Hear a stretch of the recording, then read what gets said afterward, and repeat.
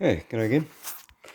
Alright, yeah, I wasn't going to do another video on the trailer until I'd finished it all and painted it, but yeah, there's a couple of things I wanted to show you. So, firstly, I changed the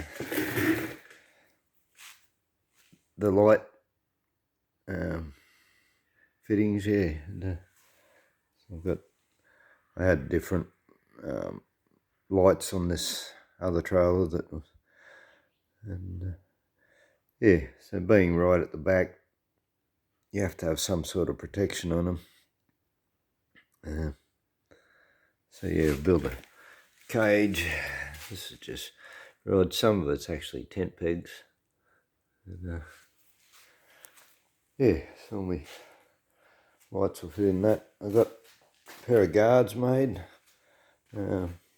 When I say made, I had the previous guards which were all busted up and broken, and when I changed the previous trailer from which is the previous trailer which had this axle and everything on it, I had 13-inch wheels and I didn't have a spare, but I had 3 14-inch, so when I changed it from 13 to 14-inch wheels, the guards were too low and I had to raise them up, which means I had to cut out the whole piece out of the back of it because it was hitting the tie-up bar.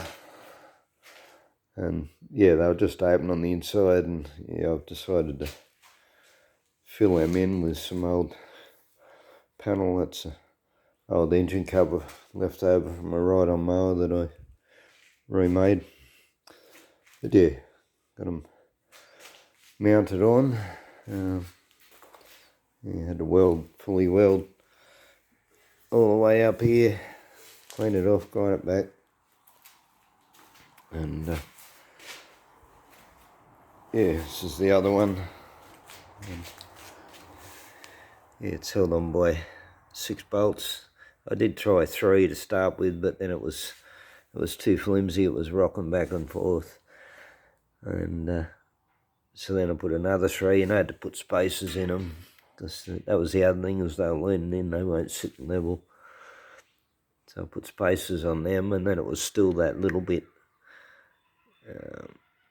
rocky, so yeah, put another 2 spacers in there, which now hold it quite securely.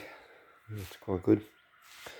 The other thing I wanted to show you, I did manage to straighten up my jockey wheel. And the other thing was I made a new handle for it. That's just a doorknob. These aren't very expensive, but I think the issue that I'm going to have too, though, is that this jockey wheel's off a 1960s model trailer, and the handle, the new handles won't fit. They're a different fitting. I have another jockey wheel here, and which I replaced the handle on, and it's a totally different size. So. But yeah, that's just a house doorknob. We cut a thread down here, a 8mm thread, and then I drilled a hole through the centre, right out throughout the top, widen the hole out a bit. I've got I only did the thread a certain way, and then left a bare shaft, and so you can tighten the nut up without it actually clamping down on the handle. So yeah, just put a rubber plug in the top. It's only a little saving. It's probably saved me $10-15, but yeah, every bit helps. So when you got more time than money than I've got, everything's a bonus. Yeah. The other thing, I've made a holder for the spare wheel, and that was a bit of, I didn't have any 3-inch pipe. I had some 4-inch, so I had to split it.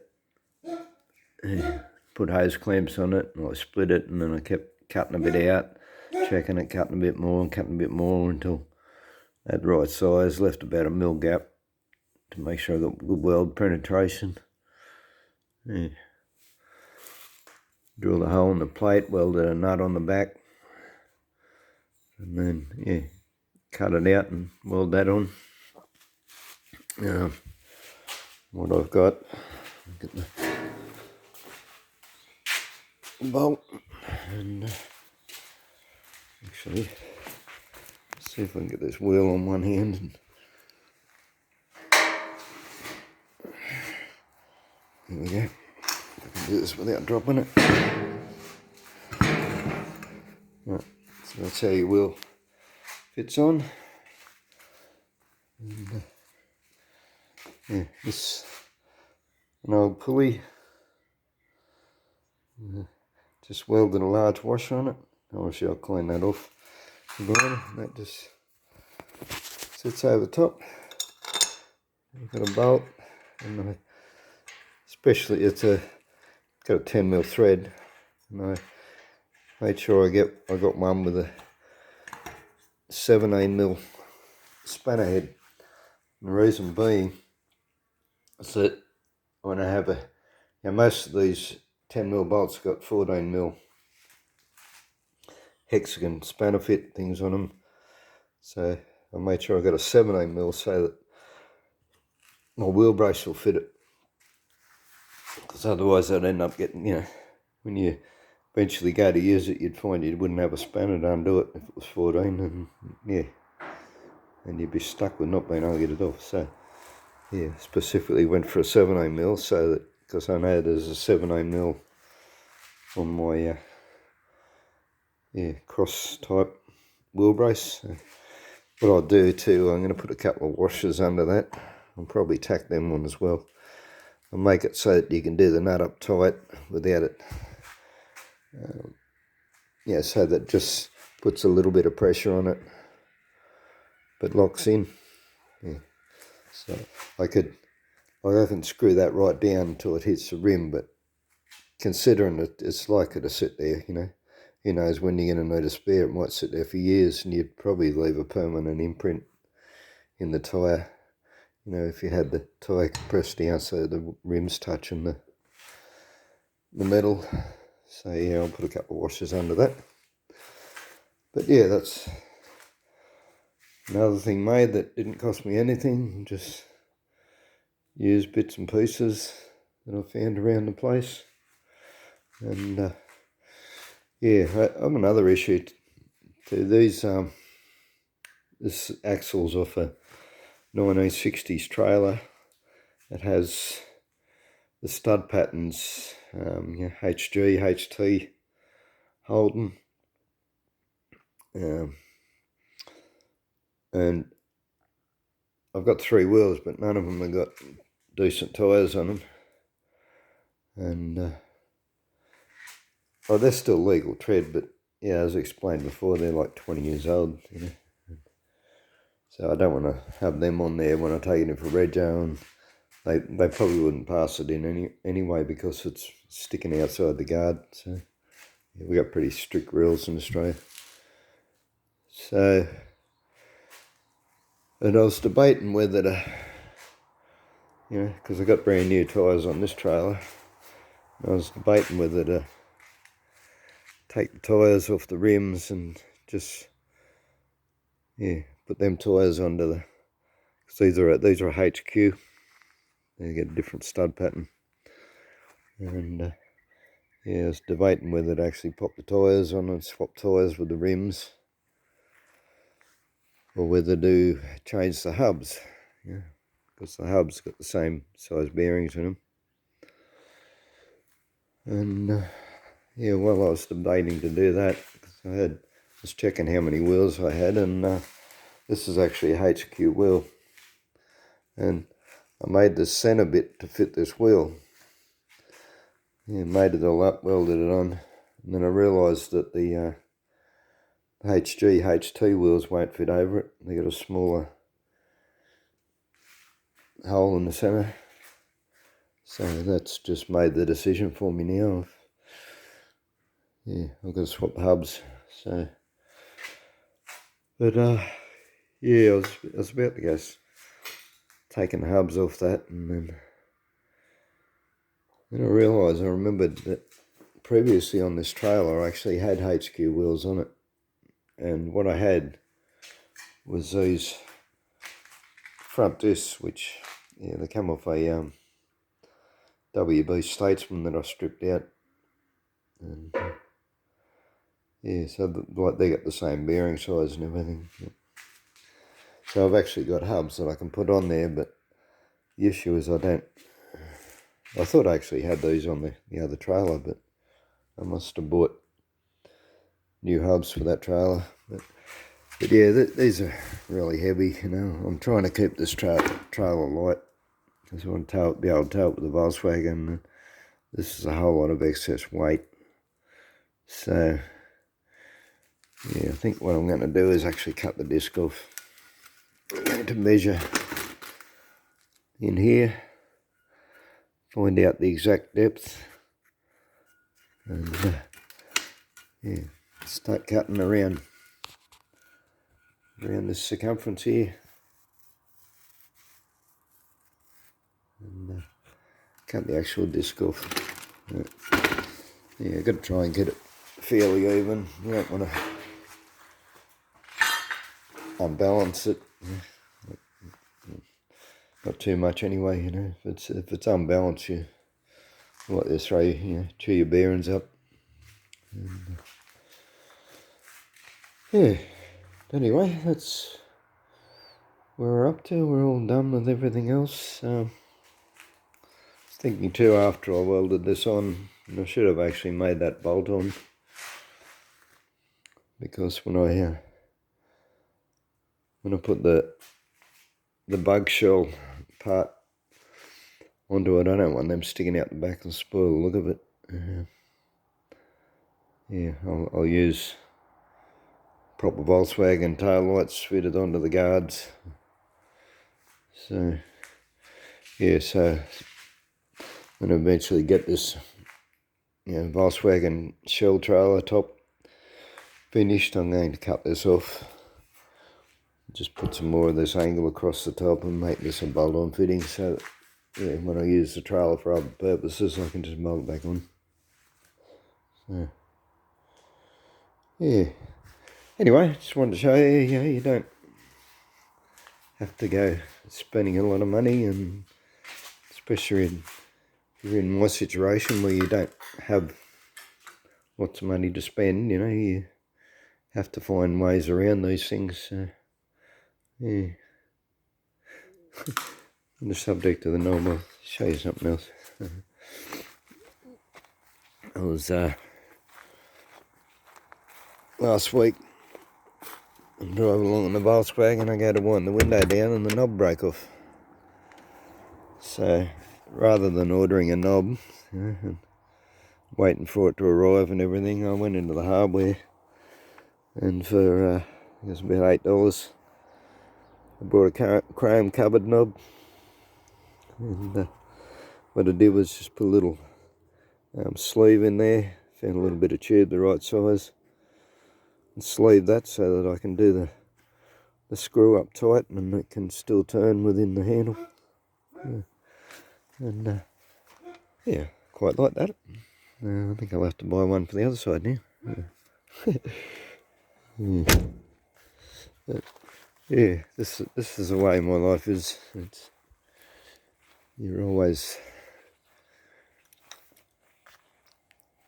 got to find ways around spending money, because money is always necessary for other things. And, yeah, I don't think I've actually shown this. I showed the construction of this trailer. I'm pretty sure I did anyway. Made a video on it, but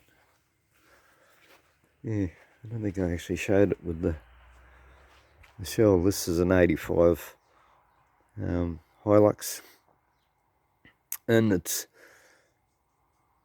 convenient, but yeah, the amount of hassle in building it would have been probably easier to just build something from scratch, to be honest. Yeah, this is where it used to go over the cab, the roof, and I had to cut down the sides here. I cut across the tops of each of these ridges, bent that down. This panel was the one that used to go in front of the dash, welded up back into it.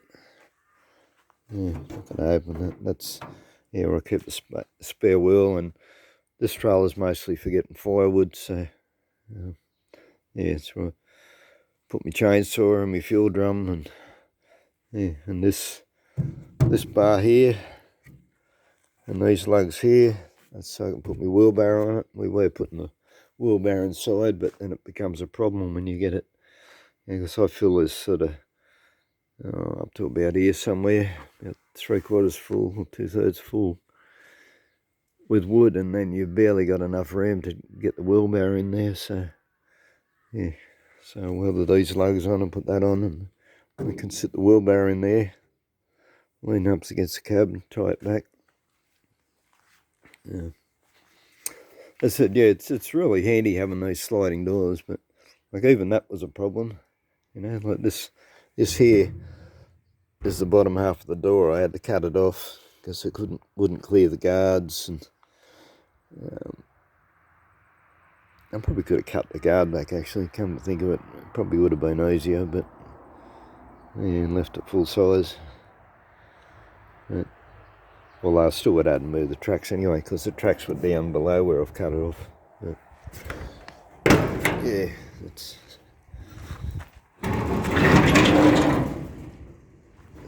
handy having all these doors, and cut all the inner structure away. And then I found that the wood was denting it all up, and not that it really matters. I don't really care too much what the trailer looks like, as long as it looks legal. But yeah, but by cutting the inner structure away, it's sort of weakened. It's a bit flimsy. But yeah, and I put these this screen door mesh. I've got on both sides. Actually need another bit down there, but that so that we can just throw the wood in without it denting the sides up. Got this little pocket here, that's removable. You can slide that up, and that's if I get something like a bit of timber or something that won't fit in here. That gives me an extra metre. I can run that through the toolbox. That's why that pocket's there. And yeah, the issue I've found now is we've got son's buggy out the bush. We went camping on the weekend, and it fits in there, but yeah, the front wheels are wider than the back wheels, and the back fits through the opening, and the front wheels would actually fit in the trailer, but they don't fit past the taillights. So yeah, so we've had to leave the whole front wheel and part of the buggy hanging out the back and tied it in, and so we're going up dirt roads, and dust went all through there. I hosed it out, and just covered everything in dust, and yeah, not real good either. I had to couldn't sort of go over 80 because I got too much weight hanging out the back of the trailer. It was making it feel a bit funny. So yeah, and I was thinking about cutting this away. I was thinking about actually welding the frame part that holds the lights into the tailgate itself, and I thought, well, it's not even necessary, because the frame itself, this frame I bought didn't have any axles or coupling, toe coupling, anything. I bought all them off this caravan over here. But yeah, I fitted all the axles and everything on, and I got it registered just as a frame before, without the top on it. But yeah, because of that, it's already got lights in it, so, and a number plate thing. However, the bracket I had then, it wasn't working. I've bolted this on, which is a lot more secure. That's the original bracket. I just had a bolt sticking out before, but yeah, it wasn't working. Kept snapping off. But yeah, I've got to, instead of bolting that on, I'm going to have to cut that off and actually weld this plate on. Put the number plate back where it was, because they don't actually have a light where I've got the number plate sitting, so I could get booked for it. But yeah, so that's partially the reason why it's back in the shed, because I'm contemplating what I'm going to do to it. I'd need to cut it right up to here, right at the base of the thing. That just gives me enough clearance for the wheels and mudguards on the buggy. But yeah, I'm going to have to move these, bolt them up higher, move the brackets, the threaded brackets behind it. But then once I cut this out, it's going to lose its strength, so yeah, it's likely to collapse either side, or it'll be moving anyway. So yeah, I'm going to have to figure something out to strengthen it.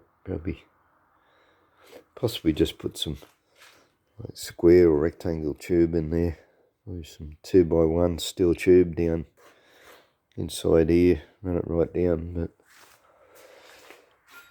yeah, as I said, that's, we're planning on taking this buggy out the bush a few more often now, so yeah, I'm not going to go through the hassle I had trying to get it in there and tying it all in with it hanging out the back, and it's just a pain. So I don't want to do that ever again. So yeah, so that's the next job in the queue. Yeah, as I was saying before, the amount of hassle that I had to go to with this van, like it was a good idea when I got it, and I thought, oh yeah, I'll just sit that on top of the frame, but oh no. I had to cut all the original chassis out from under the floor, and then the wheel arches, and I started cutting the wheel arches out, and then I thought, well, I'll cut the whole inner structure out, and then of course you got gaps going all the way along, so I had to plate and weld all the way along. And then I had to strengthen it, so I've got this 1 inch square tube welded in all the way along the side. I used like 2 bottles of gas doing this. Just so much welding, it was unbelievable. And even see over there's because that was a sliding door thing, it came right in the step, so yeah, I had to actually go out the bush and cut floors out of dump cars or dump ute trays to end up there where the engine bay was to fill it in with,